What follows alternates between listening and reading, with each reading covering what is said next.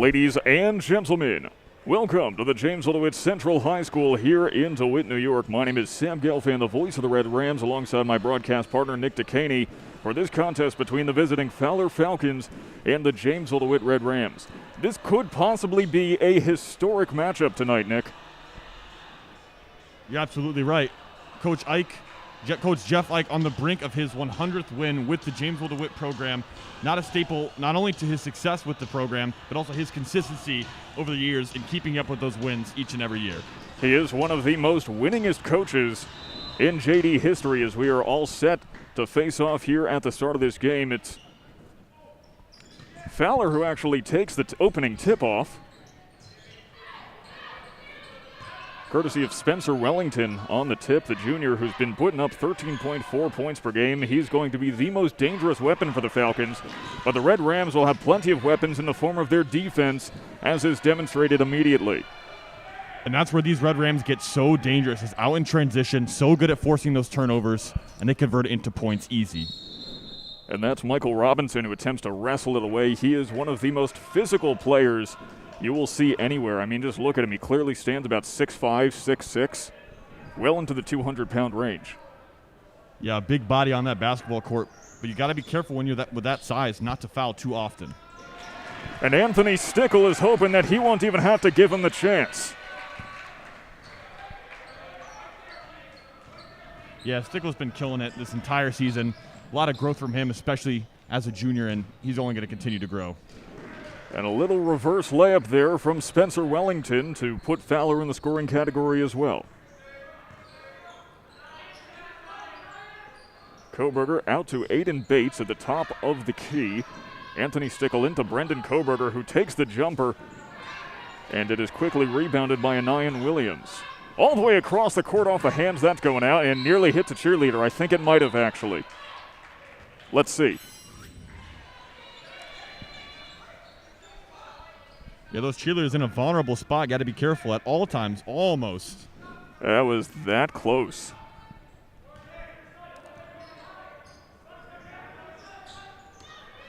Stickle, no-look pass to Ian Delpha, who is uncovered, but he does not sink the basket. On the fast break, Wellington off the glass, off to the right. Robinson with a putback point.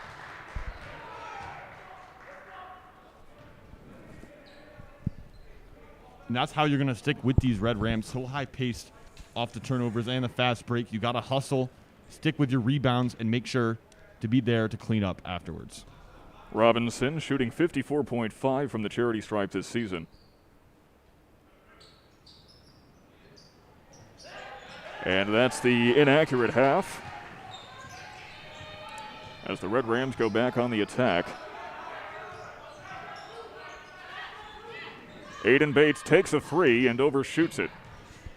Rebounded by Jose Diaz. Unique arm sleeve he's got there on the right arm. Yeah, he's definitely on the drip alert. It's a nice clean look, especially with those black unis. Gotta love a good black uniform. Man, how much I wish that JD had some black alternate uniforms. I've been pushing for that ever since I got here. Pretty much the same color combo we see with Fowler right now, black with the red alternates. And it looks clean, you can see. A little bit of white piping on the side of the red, though, I think, would really bring it together. Mr. Goodson, listen to us. We got to start a movement here, and don't forget we have a comment section here on JD TV, and if you have any opinion on whether or not you think the Red Rams should adopt some black alternate uniforms, let us know in the comments. We can start something here as the Red Rams attempt to continue their hot start, but Anthony Stickle is 1 for 2 from beyond the arc now. Koberger passes out to Ian Delpha, who is 0 for 2 from the similar distance. Koberger keeps it inbounds. Bates pass into Skellinger. Skellinger jumper. Rolls off, rebounded by Robinson, who fights off 2 defenders. And an excellent defensive possession there from the Falcons, just letting the Red Rams take those threes, knowing it's not a high percentage shot, and they get to stop there. Defense will be the key for the Fowler Falcons tonight, as they are a proficient scoring team.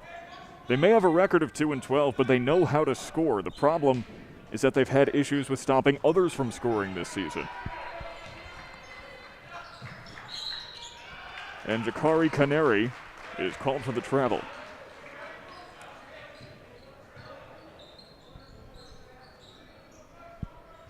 Ian Delpha will pass it in to Anthony Stickle now.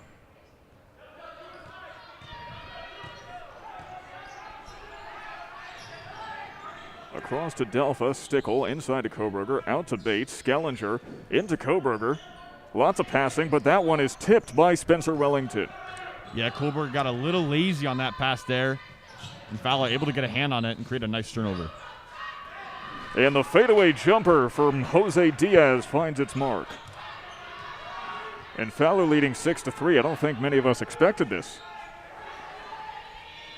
Of course, it's early in this contest. Look at that behind-the-back no-look pass from Koberger. Not getting lazy on that pass now, is he? You're certainly right, though. Fowler playing up to the level of competition and showing us they need to be respected as a basketball team. And Anthony Stickle needs to be respected as a three-point shooter. Put some respect on his name. Tying it all up at 6 apiece. Yeah, they've been giving the three-pointer to the Red Rams, but eventually it's going to start to cost you, especially with shooters like Stickle and Bates on the outside. Coming in now is Wellington. A little bit of razzle-dazzle on his way to the rim. He's just hanging up in the air there, Wellington, and a nice tough finish. Aiden Bates, Stickle, Koberger. And Koberger puts up his first two. You know, in the last game, he only put up 4 points, which is a career low since coming to varsity. Yeah, and mentioning that, it's really important for him to get going early in this one, to gain that confidence back. And remembering, hey, I'm an elite scorer. I could produce for my basketball team, and that's a good start there with that opening jumper. And Fowler takes their first time out of the contest. Why don't we take a quick look at how these two teams are doing this season? So like I said, the Falcons are actually a good scoring team, putting up pretty comparable numbers to the Red Rams when it comes to points made. Points allowed is the difference. 10-point difference between these two teams. They are more reliant on the 2 than they are on the 3, but free throw percentage will also be a big difference. 62.8 for the Red Rams, 47.6 for the Falcons. It may come down to the fundamentals tonight. And it so often does, but you mentioned that difference between the points for and the points against. A lot of that can be just from the effort standpoint, at least on the defensive side, and it's tough as a unit to really get motivated and find your identity in clamping up other teams. So the Falcons will get going. That's Canary. Pass to Alvarez. Tries to find Robinson inside, and Stickle knocked down.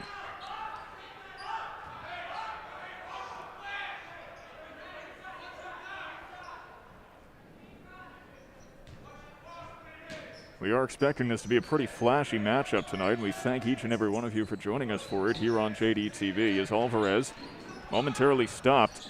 And the passing of the Falcons has not been on the mark for much of this night as that pass is tipped by Skellinger. Alvarez keeps it alive. Alvarez stutter step, shot clock violation. Yeah, and you mentioned the ill-advised passing and a little bit off the mark, and a lot of that is a tribute to this Red Rams defense. We know it so well for being able to shut off those passing lanes and really make it difficult to get it to your offensive players. And the pass to Koberger is poked out by Dekaney. Wellington can't score, though, and it goes off the hands of Koberger. Wellington is another big presence for this Fowler squad, as you can see him next to Brendan Koberger, who's about 6'4", and he is just about the same height, if not a little bit taller. Yeah, these Falcons lacking no size whatsoever. And Koberger puts it up, blocked by Wellington. Taken back down by Canary.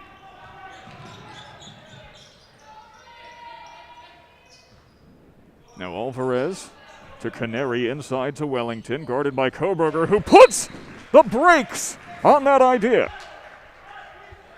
Wellington and Koberger going back-to-back on the blocks there. You take a look at Wellington's block, or this is Koberger, just absolutely denying that out of bounds. And now Anthony Stickle controls for the Red Rams. Over to Aiden Bates, into Koberger, decides against the 3. Bates will take one, though. And with good reason.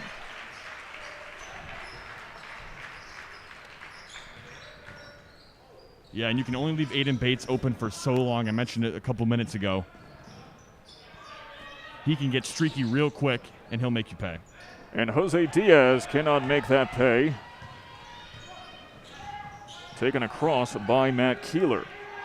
Early sub for the Red Rams. Keeler confused off the hands of Robinson, who snatches it out of thin air.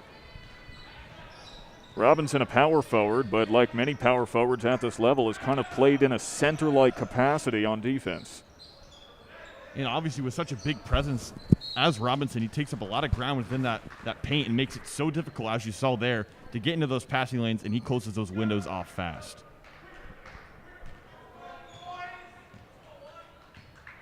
So now here come the Red Rams, 1:20 left in the first quarter. Stickle through 2, possibly 3, off the mark. Robinson rebounds. Smart defense from Robinson there. Don't have to foul, especially when you have the smaller guard on you. Just put your hands up and play good defense. That's what he did there. When you're as big as Robinson, everyone's a smaller guard to you. No shot.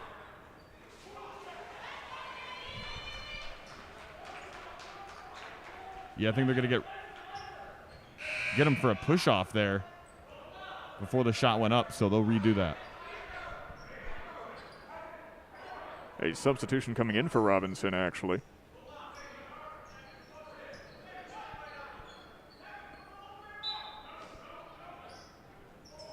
And now Wellington knocked down to the ground.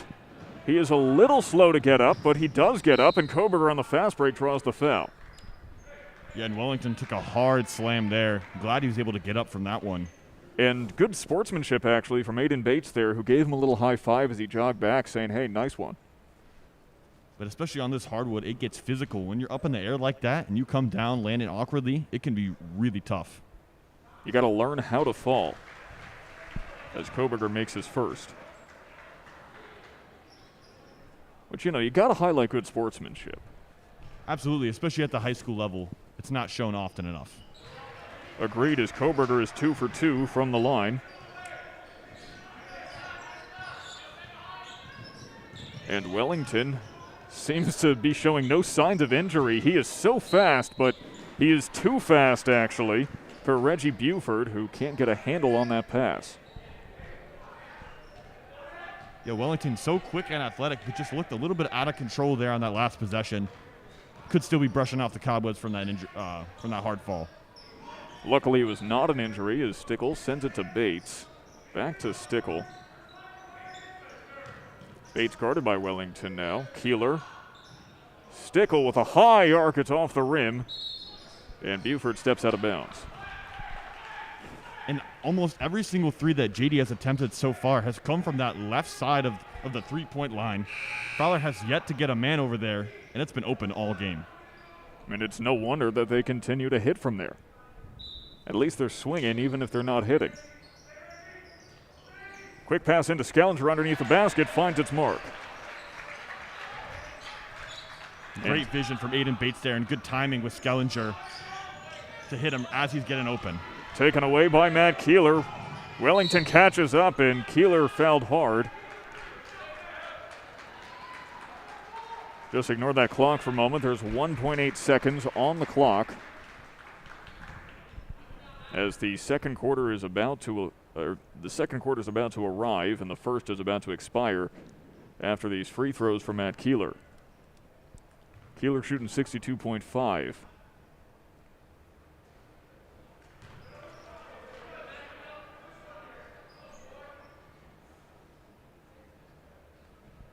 Yeah, and Keeler not been getting as many minutes in these last couple of games as he was at the beginning of the season, but still brings a lot of that senior leadership and experience to this team, and just a lot of fun to play with. I know from the volleyball team, he's a guy you just want to show out for. Wellington almost hit one from 3/4 of the way across the court, but that is the end of the first quarter. And the Red Rams currently leading over the Falcons 16-8.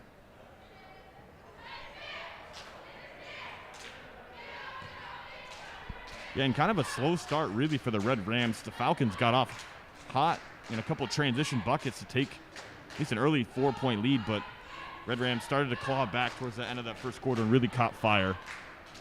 Well, while we have this moment, why don't we take a look at some of the highlights from the Red Rams' last contest. Here are the important takeaways from their game against Cortland on the 28th. The first is that 33.3 free throw percentage. They only shot 6 for 18, which is very poor compared to how they've usually done this season.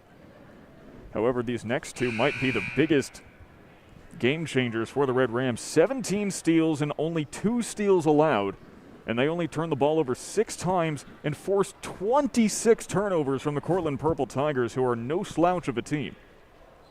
That's an unbelievable stat, even from a high school game. To force 26 turnovers and only give away 6 of those. It's a plus 20 turnover margin, and that's just exceptional basketball on both the defensive side and being smart offensively with your passes. They also got 23 points off of those 26 turnovers, which contributed to a points per possession of over 1, which is a great number for a team.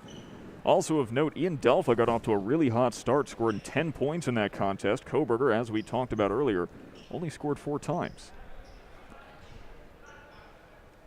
Yeah, but Koberger has been so consistent over the course of this season, having one bad game in lapse of the success of some other teammates that haven't gotten as much shine. And I know he's ready to get back to his usual scoring bout tonight. He has already put up 4 tonight, so he literally cannot score any less than he did last time. Putbacker by Wellington off the mark. Wellington gets his own rebound, and it rolls off the rim once again. This time it's Michael Robinson who makes up the difference. Incredible hustle from the Fowler Falcons on that last possession. Robinson and Wellington sticking with it. Missed layup after missed layup, but kept firing. And Keeler's three-pointer is short. Falcons get the ball.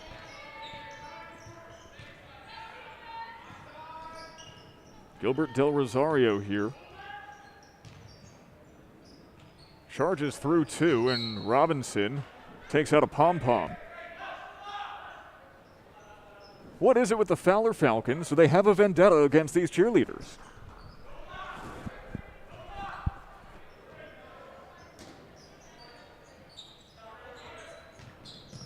Alvarez slows it down momentarily. Buford over to Del Rosario. All the way across to Alvarez. 7 seconds on the shot clock. 5. Can they get one off? Buford. Rosario cannot. And that's 2 shot clock violations for the Falcons in this first half. Yeah, and when you get in a situation like that, you have to be aware of the shot clock and how much time you have left in that possession.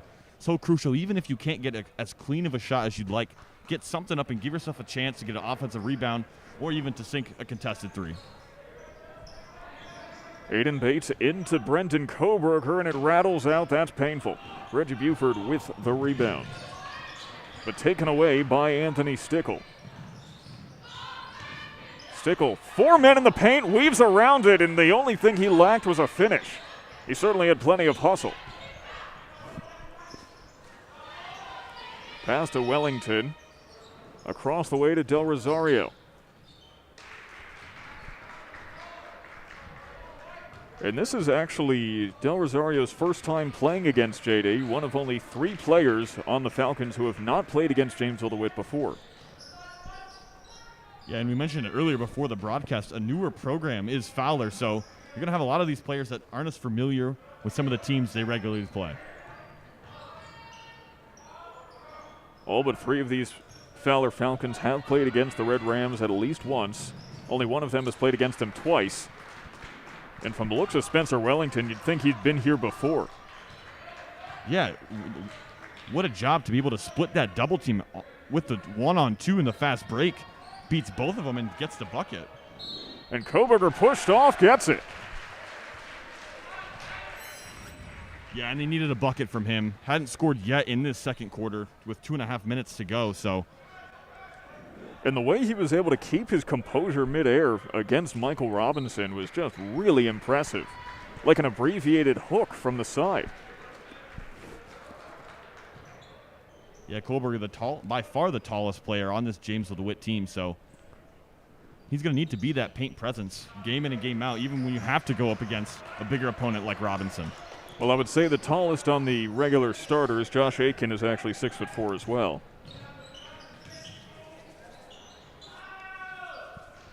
As Wellington makes another 2. He's up to 8 points. And actually, Trent Hughes, who does not get much playing time, the sophomore, is 6'6". But height doesn't matter when you can reach heights on three-pointers like that from Anthony Stickle. A beautiful rainbow connection right to the basket. Stickle has become so consistent over this season with his three-pointers. Really now established himself as the sharpshooter. Him and Bates vying for the honor. And Gilbert Del Rosario will have to wait. Aiden Bates, Keeler. And that's Carter King with the 3 off the mark. Contested rebound. Koberger comes up with it eventually. Swings round. Now it's Stickle, who is going to get a little bit closer. Pass to King, dribbles around Robinson. Off the mark, rebounded by Wellington. Sent all the way down court to Gilbert Del Rosario. And Carter King with another aggressive rebound, as he is known to do.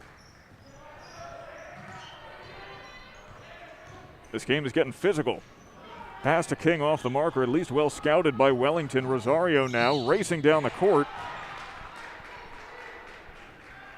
And that basket will count. A back and forth affair on those last couple possessions, and you can see just how much of a presence Robinson is down low. Makes it so difficult even to get around him and try and get the ball inside to another player.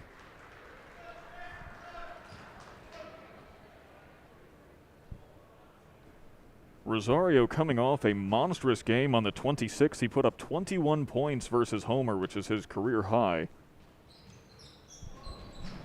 Cannot make the and one, though.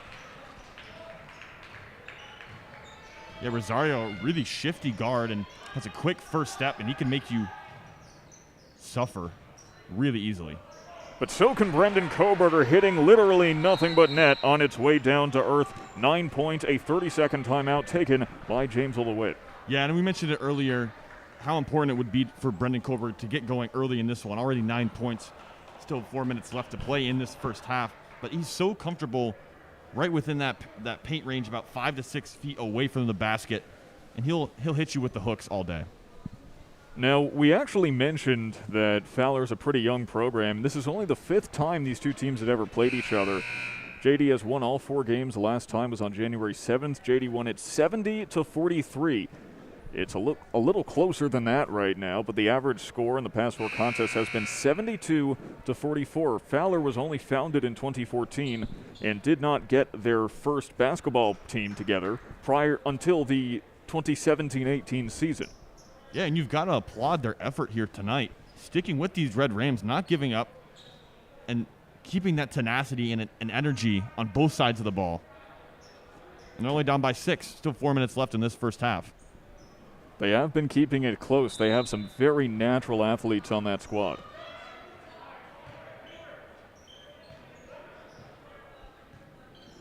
Of course, being a natural athlete is only half the battle. And I think we've seen so far that, as there's a shooting foul committed, I think we've seen so far that while the Fowler Falcons may be the better natural athletes, the Red Rams are better at the little things, the technicalities, the fundamentals. Yeah, especially when you're at this high school level, sometimes in modified or JV, you can get away with that. But when it comes to this, and you have talented players, all 10 of them on the court are talented, you have to be smart with where you go with the ball, how you run your offense, and how you break things down.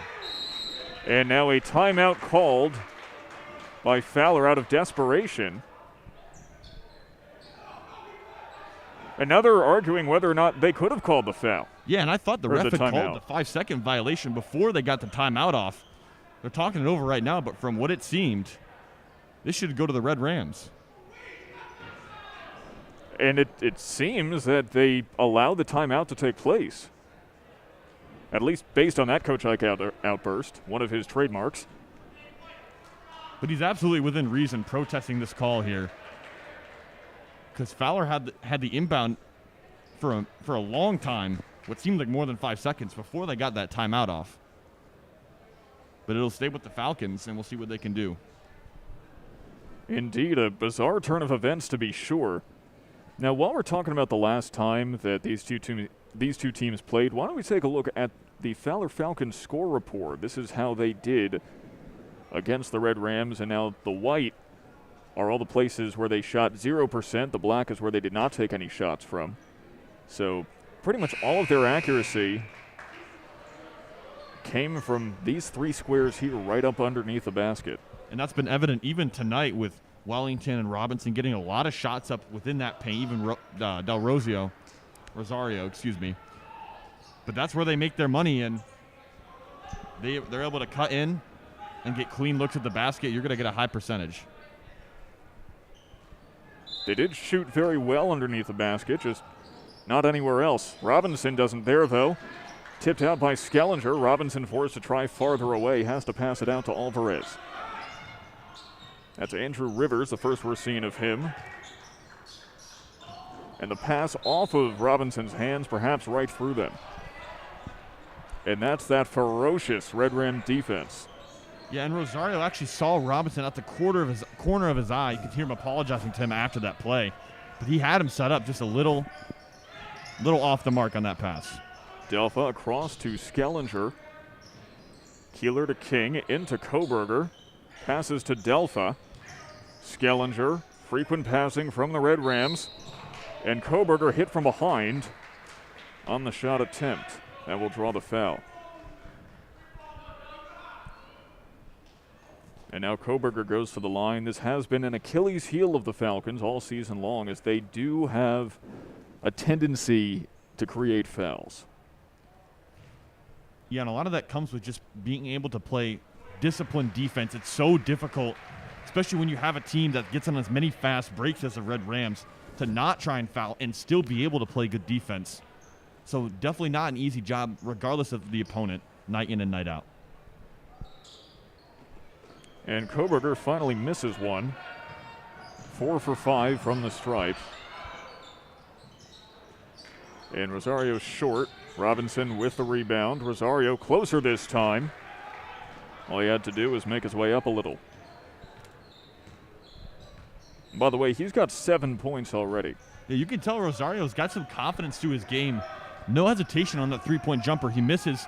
Doesn't matter. Still going to go up and follow up with it. And Koberger puts up 2 more to be at 12 points already. He really had to use all of his height to get around those defenders. But, you know, for his size, he's a pretty athletic, I guess we can call him forward. That's probably the best description. And he can weave around some of those bigger defenders and just has a nice soft touch right at the rim. Guess it's fair to call Koberger a power forward, Skellinger the small forward. And Skellinger absolutely denies that shot. Alas, poor Yorick. For I knew him well, Horatio, a man of infinite jest.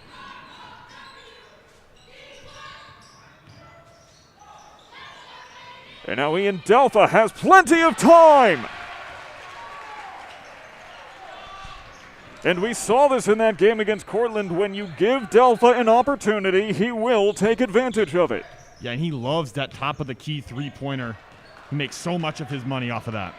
And Carter King goes cha-ching!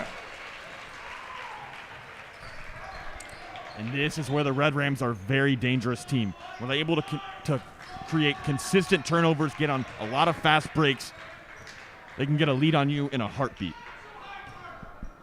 It is not controversial to say that the Red Rams are one of the best teams in Section 3 Class A. They are an all-state honorable mention right now. Actually, the new rankings came out today. Got to check those.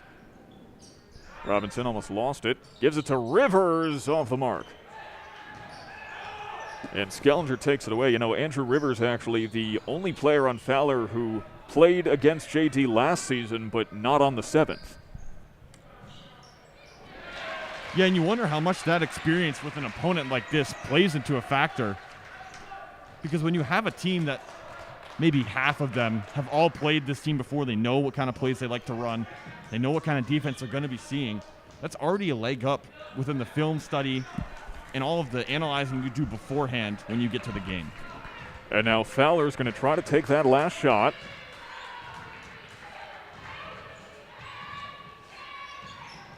Rivers to Wellington, across to Rosario. 3 men in the paint, still breaks through, rolls off the mark. 2 seconds, desperation from Skellinger. Could have gotten a little bit closer, but hey, it hit the backboard. I was confused there for a second because Skellinger had a couple seconds left, but clearly he was close enough where not a bad idea to take that shot. Never thought I'd say it's not a bad idea to take a shot from the opposite three-point line. But that is the end of the first half. The Red Rams leading over the Fowler Falcons 34-20 on this Lunar New Year special, this potentially historic game for the Red Rams and especially Coach Jeff Ike. So we hope that you'll join us back here in 10 minutes for the start of the second half. Sam Gelfand and Nick Dekaney for JDTV. Do not go anywhere.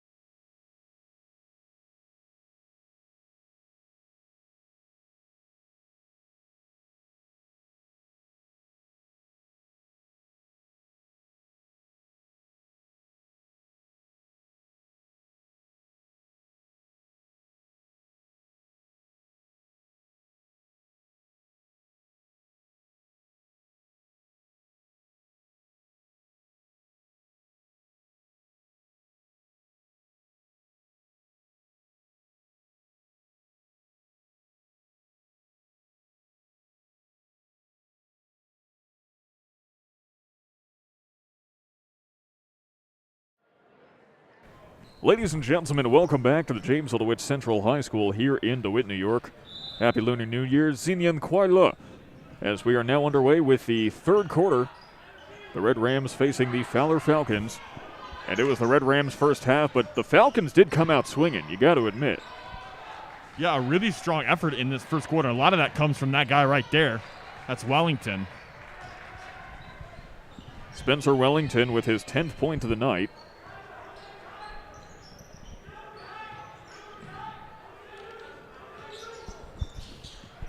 Like we kind of hinted at in the first half, as Brendan Koberger is now up to 14, by the way. This game's going to come down to athleticism versus technicality. As Koberger makes the reverse layup and gets the and one to a raucous ovation. And that's how you start a second half of basketball. Great effort on the turnover by Stickle. Gets it out to Delpha, rolling on the ground. Finds Koberger cutting inside and makes a great move for the and one. So like we said in the first half, the Fowler Falcons are a much more athletic team than the Red Rams are. But the Red Rams are better at the little things. They can get the turnovers, the steals. They foul less. And it's those little things that win you the close games, especially in a competitive league such as the SCAC. It's kind of like the difference between a sniper rifle and a machine gun between these two teams. As Wellington guns it to the basket. Yeah, Wellington taking one out of Koberger's book there. Just a nice floater reel inside. Whatever you can do, I can do just as proficiently, he says, as Koberger decides against it. Ian Delpha, no one covers him. And what have we said? He makes you pay and forces the timeout from Fowler. Yeah, let's take another look at this. Koberger gets inside, draws the double. Nice kick out to Delpha to find the open man. And that is a staple of the JD offense. Ian Delpha is money.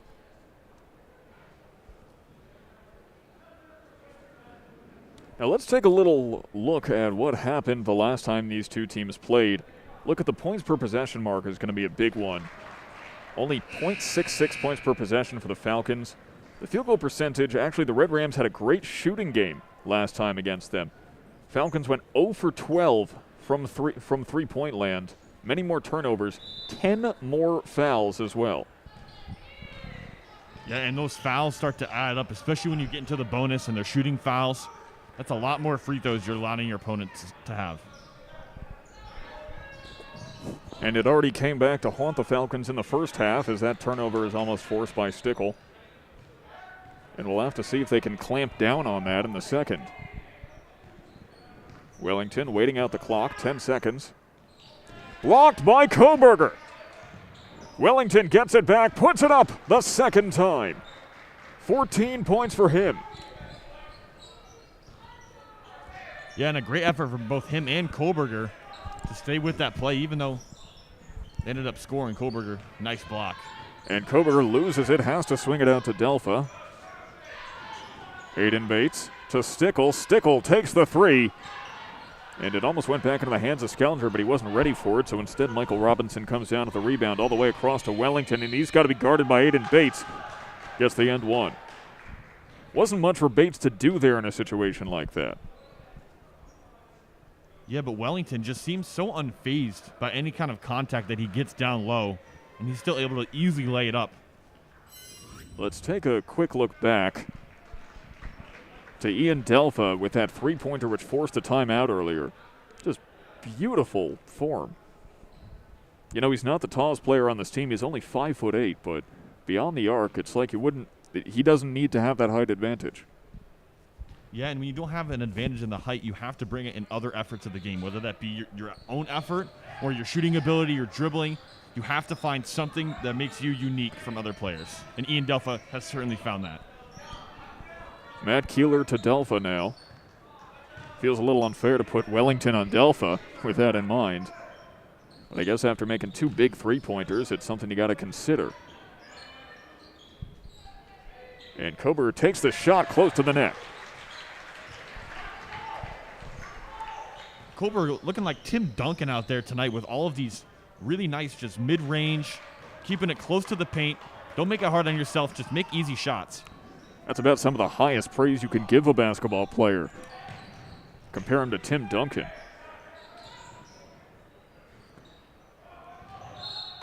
And Alvarez couldn't make that shot.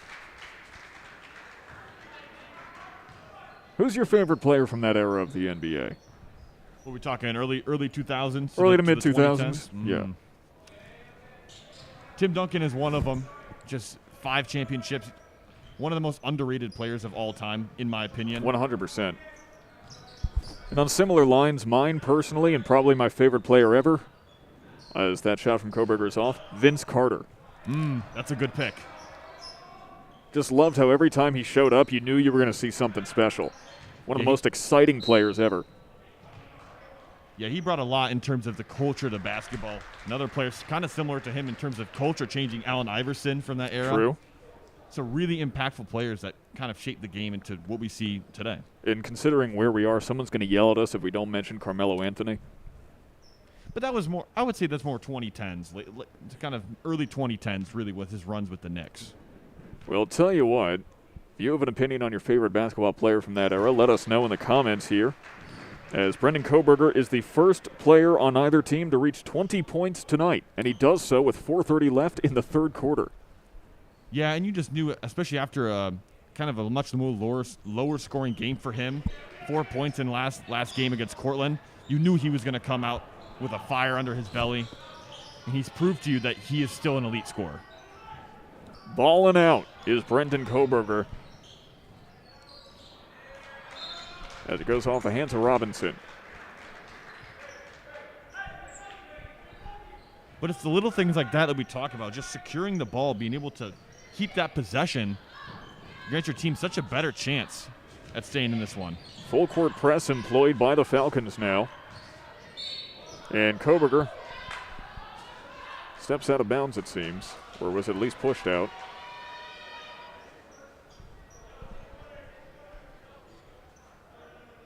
Yeah, he was pushed out.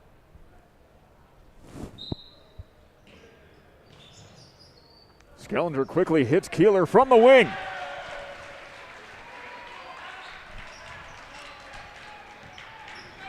The Red Rams just keeping it simple tonight on offense. See an open Keeler in the corner off the inbound. Kick it to him. He's going to knock it down. Is it perhaps ironic that it is the Red Rams, not the Falcons, who have been dominant from the wing tonight?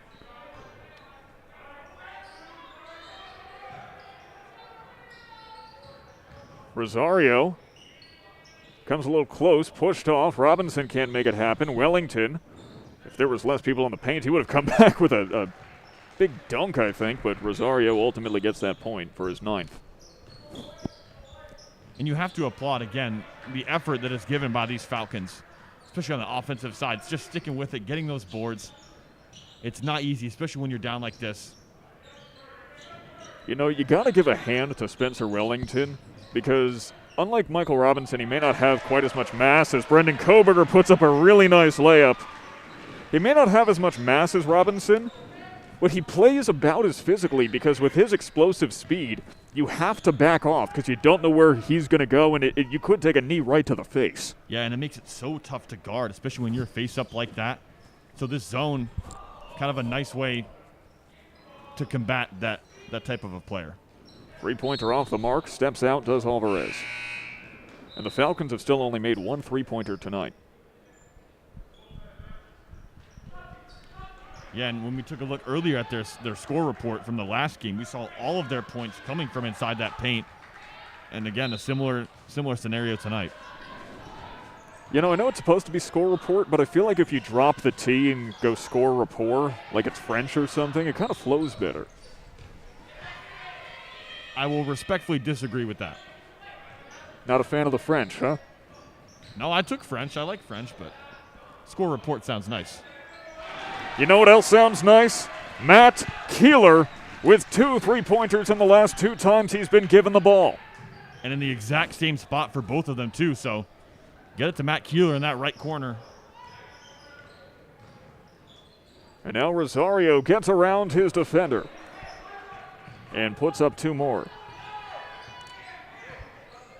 Two scorers for the Falcons who have reached 10 points tonight.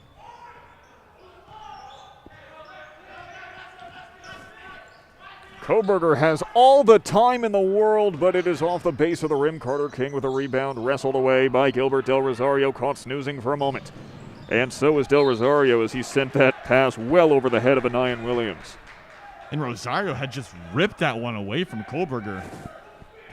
Taking candy from a baby, but still couldn't convert on that pass down court. That's not a nice thing to call Carter King. Well, certainly Carter King is no baby. We know that, but one of the first times I've ever seen that happen to King. And Skellinger off the mark. Rebounded by Robinson. Wellington in a foot race. Goes to his left. And Brendan Koberger! Wow!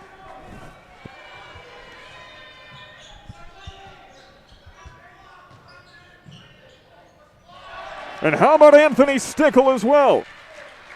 Would you give me that credit now for comparing him to Tim Duncan? Yes, 100%. Yeah, Wellington just hanging in the air, trying to find some move acrobatically, but Brendan Koberger staying right there with him. And Wellington can't do it from farther away either, rebounded by Keeler. Man, what a block that was from Brendan Koberger. Maybe the best we've seen all year. Yeah, it looked like he was playing volleyball. Did we get it? I don't think we did, but we did get Anthony Stickle on that pushback layup.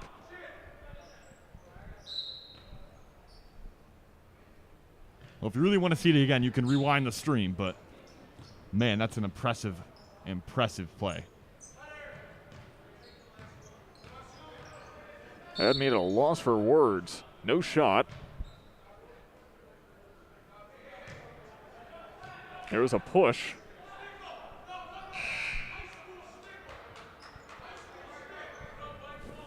The third foul for Michael Robinson tonight. And he is taken back to the bench for it. And again, when you're playing down in the paint all game long, it's going to be so tough to not rack up those fouls like Robinson has tonight. Skellinger looking for an option. How about Stickle from the wing? Almost there. Koberger almost on the rebound.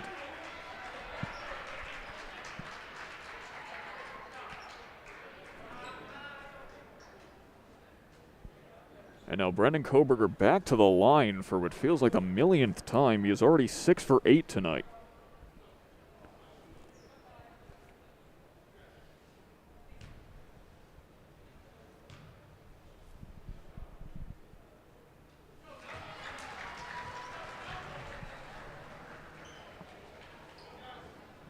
Koberger shooting 67.3 from the charity stripe before this game, and he's surely increased that number. He is now 8 for 10. Breakaway layup doesn't work, neither does the comebacker. Rosario has to get closer, 4 seconds left. In trouble, hits it. That was impressive. But Williams on that fast break was wide open underneath the basket. That was not an easy shot to put up, though. Yeah, off balance, falling backwards. With 2 defenders on you, that's a tough basket. So Rosario goes to the line for the second time.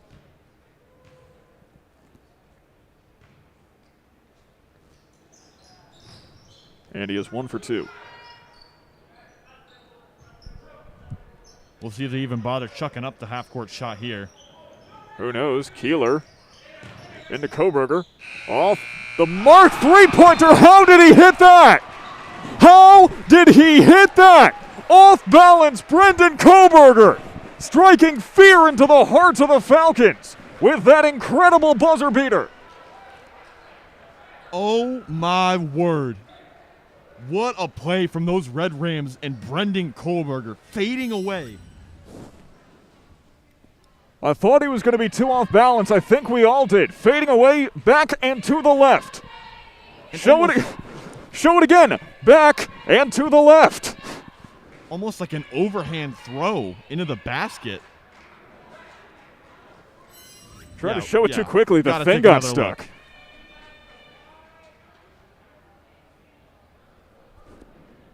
That'll Goodness.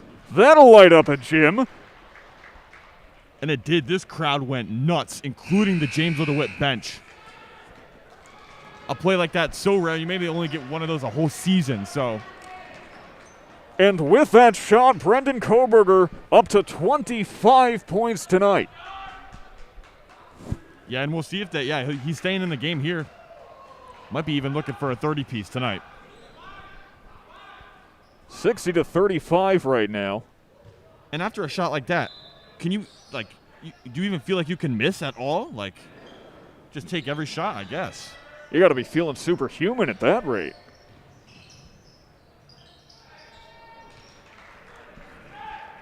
But Gilbert Del Rosario, no slouch either, up to 15 tonight.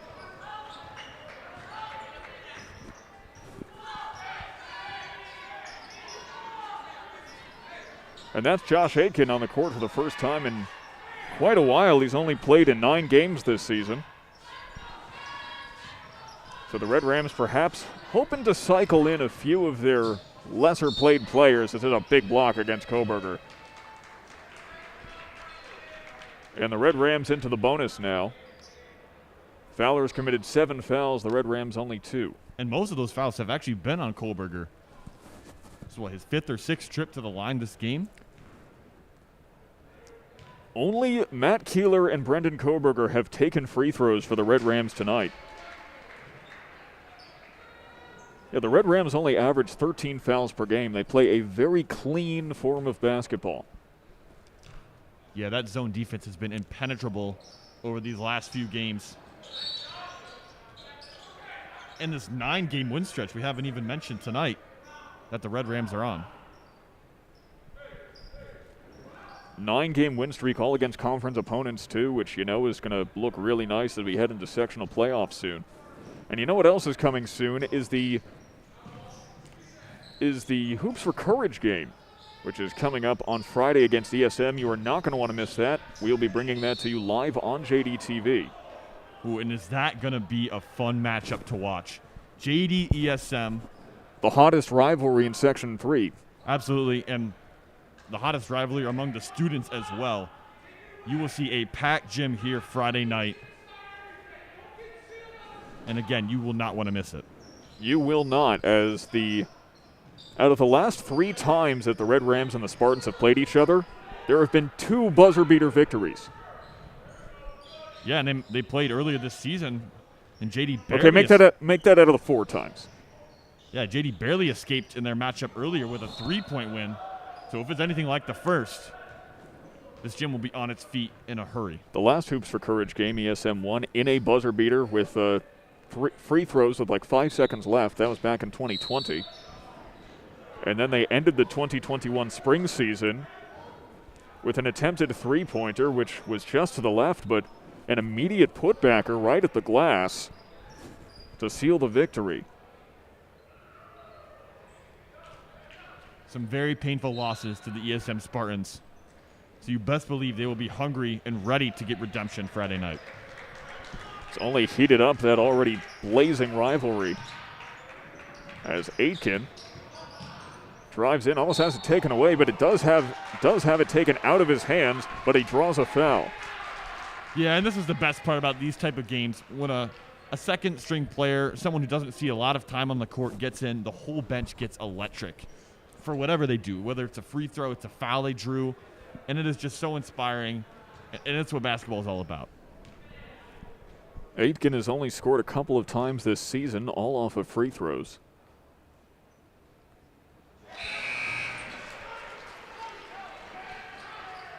And he makes his first.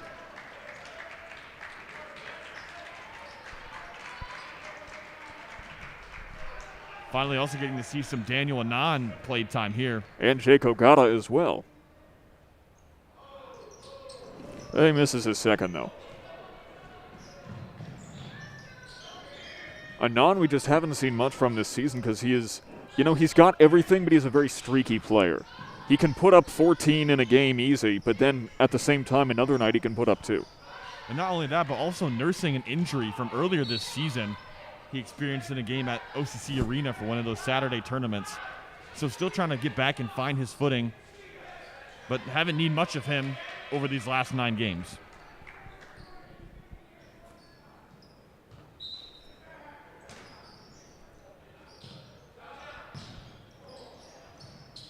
Three-pointer off the mark. Wellington can't get it done underneath the basket. Just too many men underneath that.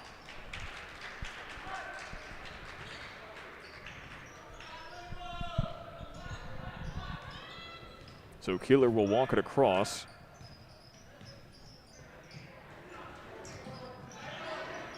And Ogata off the side of the rim.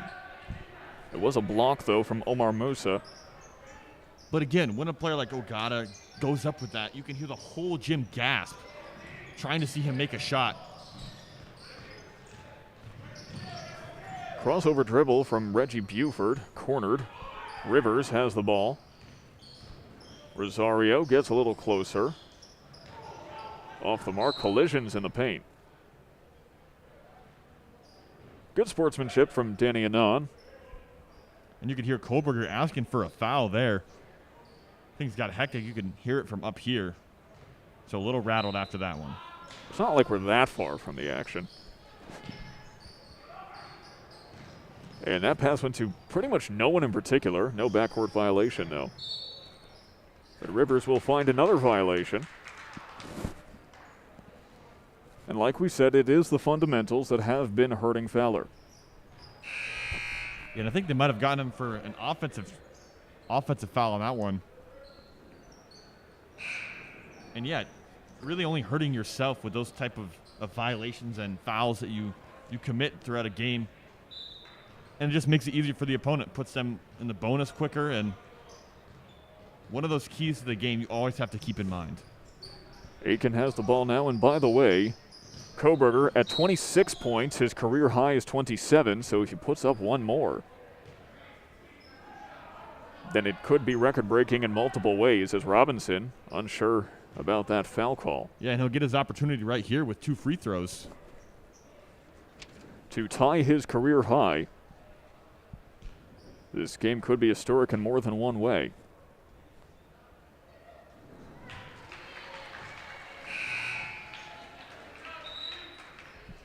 And I won't lie, Kohlberger doesn't have the cleanest of jump shots, but it goes in a lot of the time. If it ain't broke, don't fix it. Whatever works.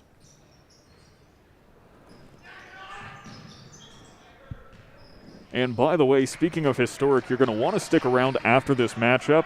Don't want to give anything away, but we'll have a special presentation for you as long as the results of this game are continue to not be in question.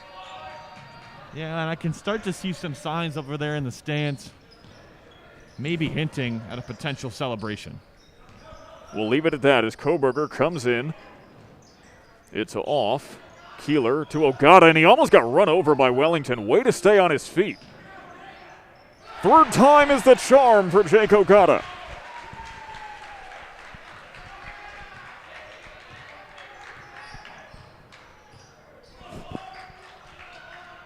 Yeah, really nice effort from Ogata on that one. Sticking with it. The ball comes his way, keeps putting it up, and gets a well-deserved basket. And Kohlberger collects that ball off the ground. Behind the back, pick, and a pass behind the back as well. Now Anand with some fresh kicks, by the way. Yes, I think now would be a perfect time, maybe in the next timeout. We got to shine some light on some of these shoes. Kohlberger holds on to it. 7 seconds on the shot clock. Aiken may have to take this one himself. He is blocked.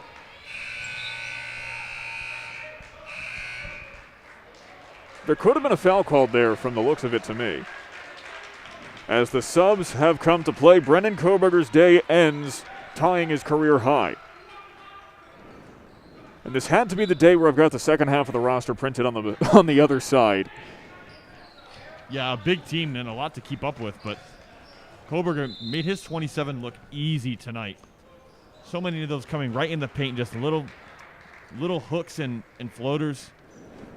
You want to take a look at those kicks now while we got a timeout? I think that'd be a great opportunity. You go ahead. I'm trying to find the other side of my roster. Let's see. Oh, He might be deep in the huddle. If we can get Daniel Anand's shoes on the shot. He's got some great kicks. You can see them right here.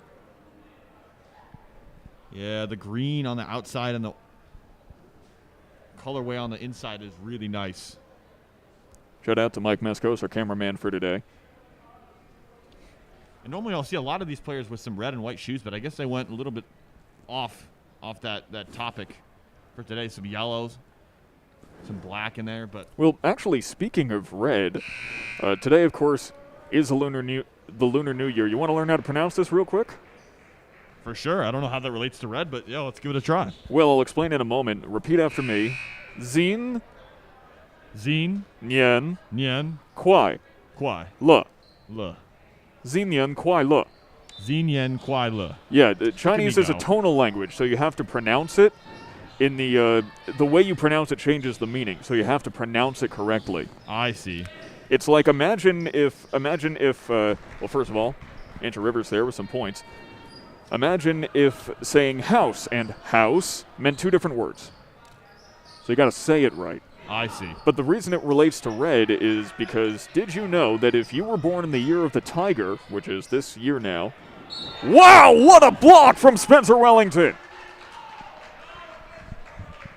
Well, they'll call it a foul, but I don't know about that one. That seemed like all ball from up here. It was all Spencer Wellington on the emphatic stop.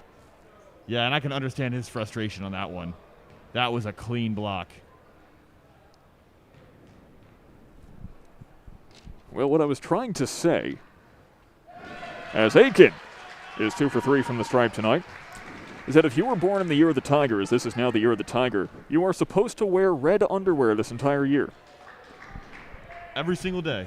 Well, it's considered good luck, as that's a new career high for Josh Aiken. It is considered good luck to wear a red article of clothing for the entire year if you were born in that year. Some people go with socks, but those are still visible. So it's hard to get, as we got another wave of players about to come on, it's hard to get any red clothing in unless you go somewhere like JD every day. So a lot of people just opt to go for red underwear. But you're supposed to wear something red every day of the year. I see. But yeah, we got the bench squad coming in for the Red Rams. And these are, I mentioned it before, some of the most fun parts about going to these games. And seeing people you don't usually see on the court get to play and get to cheer them on. Absolutely, as that's Jimmy Wickham, who was a volleyball standout. Jimmy, love my guy. Trey Evans takes a three, and he almost hit it. This gym was about to explode. On the fast break, Rosario.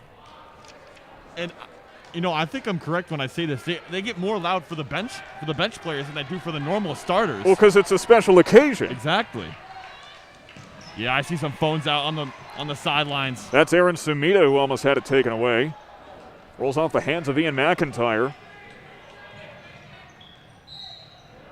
And almost stuffed there by A.J. Sumida. Both teams in the bonus now. But it is great to see the bench mob out and in full force.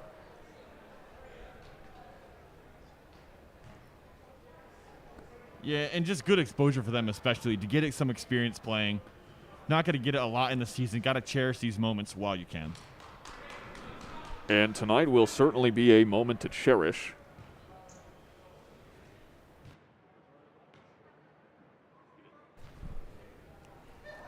Yeah, and what a better way to cherish it if you're Coach Jeff Ike, getting all of your players in tonight. Everyone gets to see some action. And you're on the brinks of your potentially 100th win. Wickham with a good look. And the putbacker instead by Ian McIntyre, the Big Mac. Oh, and look at him on defense now. This gym is going nuts. 2 minutes left in this contest. Taken away by A.J. Sumida, and I gotta say, this is the 1,114th game that the Red Rams have ever played, and the gym has rarely been more excited.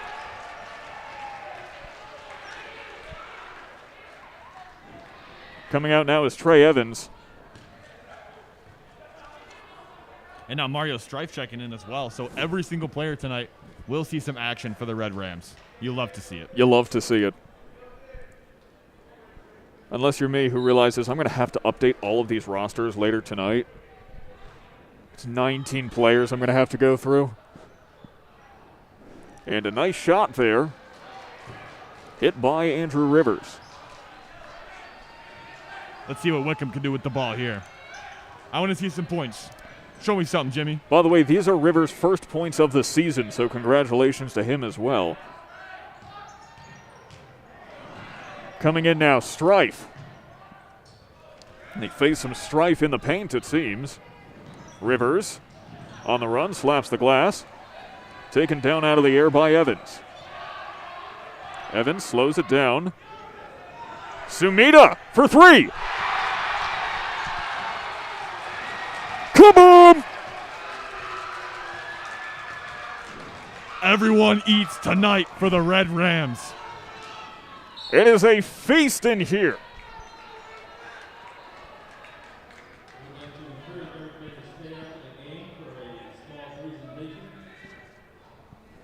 The Red Rams have a banquet placed in front of them, a veritable cornucopia of scoring. And everyone gets a chance to eat. Bet you did not expect me to say cornucopia on the air tonight.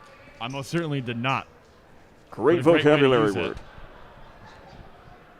You're studying for the SATs right now. That's a good one.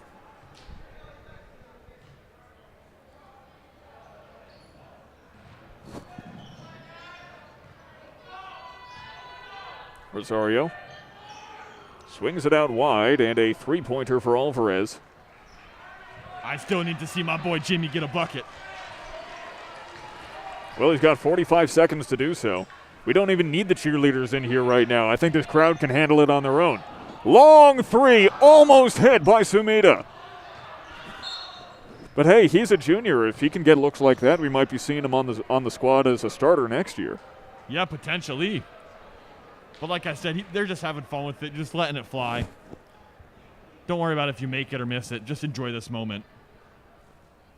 And once again, stick around after this game because there's going to be some historic moments to enjoy as well.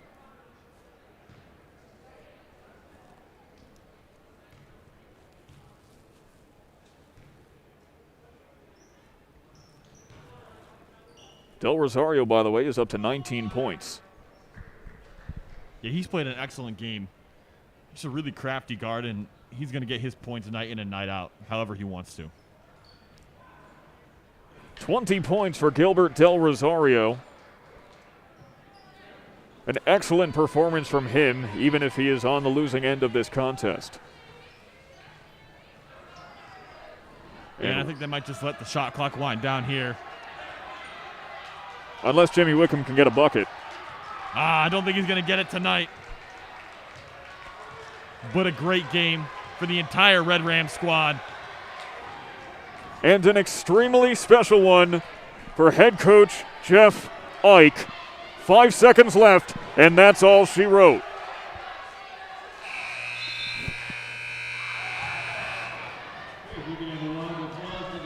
Ladies and gentlemen, in the 1,114th game in JD basketball history, head coach Jeff Ike becomes the third head coach ever to reach 100 wins with the Red Rams.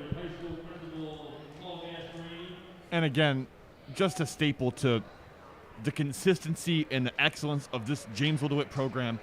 Ever since I've been here, and even before my time, they've always been a really skillful team that win a lot of games, and Coach Ike just knows how to motivate his players and get them to win games. Congratulations, Coach. Coach Ike is a beloved figure here in Jamesville-DeWitt. As we're about to have a presentation now for Coach Ike. Only Jim McGrath, the very first basketball coach ever for JD, and the legendary Bob McKinney have also scored 100 wins for JD. So he is in rare company. But were either of those as fun as a gym teacher to have as Coach Ike? I don't think so. I don't know. That's our athletic director, John Goodson, who's serving as master of ceremonies.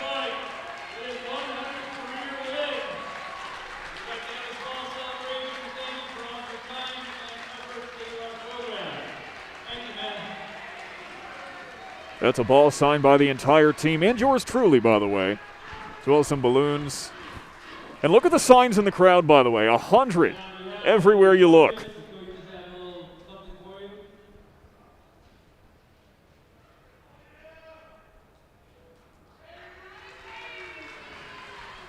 And they even got him a plaque.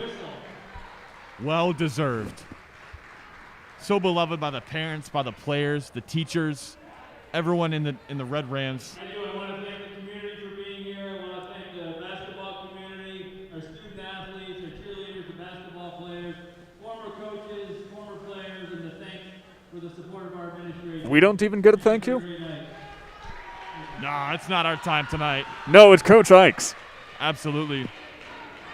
And again, just a great moment to be able to get all of his players in and see everyone touch the court in a really nice win. It is something to relish as the Red Rams take it 72-50 over the Fowler Falcons. A historic night. Brendan Koberger tying his career high. Coach Ike in rare company now in JD history. And just an extremely fun night of basketball for all involved. And we thank each and every one of you at home for joining us for it. It's the kind of night you just don't want to sign off on. You know, you don't want this to end. Tough. You don't want it to end, but it has to eventually. As you know, I was hoping Coach Ike would make a speech. I really was.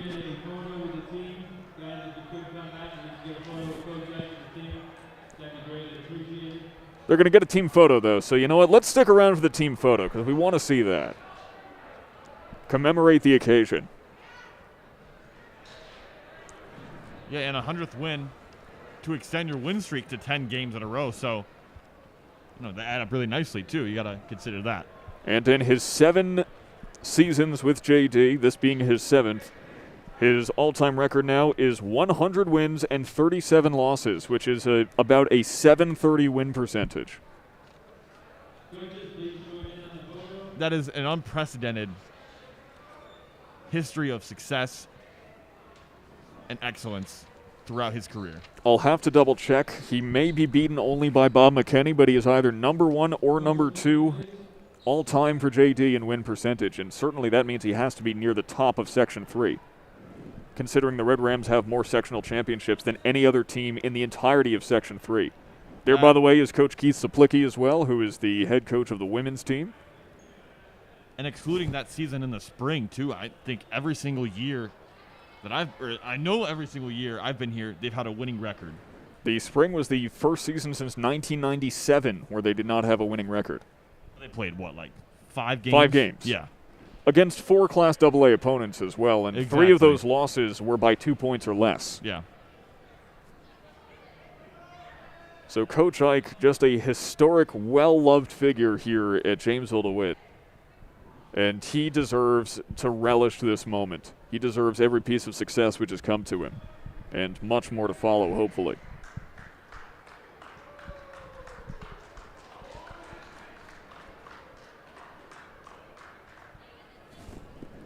So thank you so much for joining us here for this contest between the Fowler Falcons and the Jamesville-DeWitt Red Rams.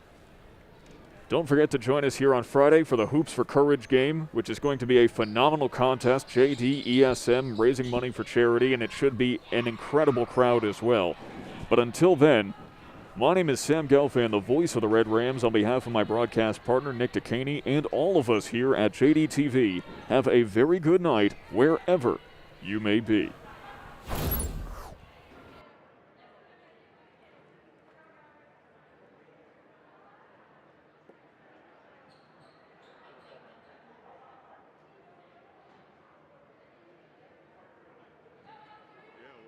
That was awesome. That was great. You had Ian getting his first plug in, and AJ just. Dude, yeah. That was so. He almost sunk the other one, too. That was hilarious. I wanted Jimmy to get one. Yeah. So when Ian got the rebound.